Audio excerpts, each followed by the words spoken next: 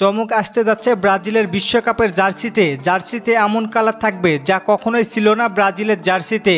এছাড়া জার্সিতে আসবে অনেক পরিবর্তন। জানা গিয়েছে কবে থেকে 2026 সালের বিশ্বকাপে সেই জার্সি পাওয়া যাবে বাজারে। ব্রাজিলের হলুদ জার্সির সাথে 5 তারকা ঐতিহ্যবাহী জার্সির পরিবর্তন হলেও হয় না রঙের খুব একটা পরিবর্তন।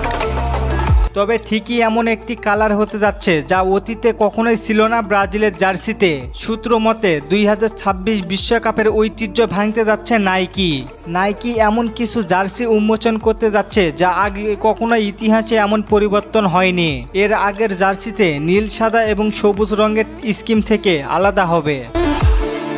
নতুন নাইকি ব্রাজিল 2026 বিশ্বকাপের আগেই মার্চ থেকে পাওয়া যাবে বলে আশা করা হচ্ছে। এই দিকে এখনো খেলা নিশ্চিত হয়নি ব্রাজিলের বিশ্বকাপে যেতে হলে এখনো কমপক্ষে 4 পয়েন্ট দরকার। বিশ্বকাপ বাছাই পর্বে শেষে 4 ম্যাচে মাত্র 1 জয় পাওয়া ব্রাজিল দল শেষের দিকে তারা আরামে জয় পাবে এমনটাও ভাবার কোনো সুযোগ নেই।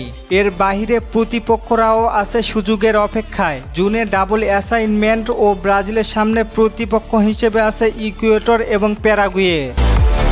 ইকুয়েডর ফিজিক্যালিভাবে ব্রাজিলকে চ্যালেঞ্জের মুখে ফেলতে পারে, আর হোম ম্যাচে 9 জনকে প্যারাগুয়েকে আতিথ্য দিবে ব্রাজিল দল। এই ম্যাচগুলিতে ফেভারিট থাকবে ব্রাজিল। তবে যেভাবে ঘুরে দাঁড়িয়েছে প্যারাগুয়ে বিশ্বকাপে নিজেদের জায়গা নিশ্চিত করতে বদ্ধ পরিকল্পনায় তারাও, তাই এই ম্যাচগুলো সম্পর্কে অগ্রিম কিছু বলা যাচ্ছে না। তবে নেইমারের প্রত্যাবর্তন আর নতুন কোচের অধীনে নতুন মিশন আবারও দেখাতে পারে ব্রাজিলকে বিশ্বকাপ জয়ের স্বপ্ন।